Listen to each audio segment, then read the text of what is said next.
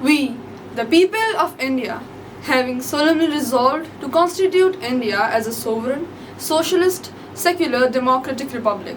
Secular? Really? Then why does your faith decide your fate? And why does your prayers dictate your privilege?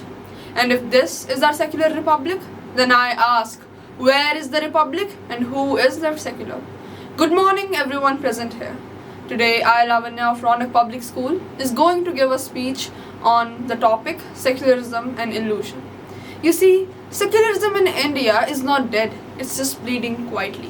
When riots are based on religion, when laws change based on belief, when identities are more powerful than justice, tell me, is this really secularism or just a mindful strategy?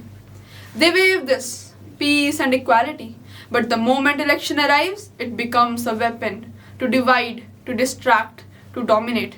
And while we argue about temple and mosques, they smile and stand behind the podium counting votes.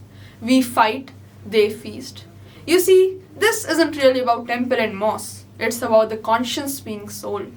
I'm afraid this isn't a land of sacred beliefs, but a marketplace run by political thieves.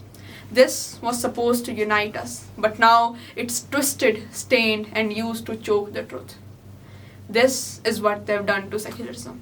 You see, secularism was never supposed to take sides, but in India, it doesn't balance, it tilts. It bends for the powerful and it breaks for the powerless. I'm not here to criticize religion, I'm here to expose how they use religion to control us, and we keep letting them. Don't confuse devotion with destruction. So today I don't beg for unity, I demand justice. Not selective, not convenient, real, equal, fearless justice.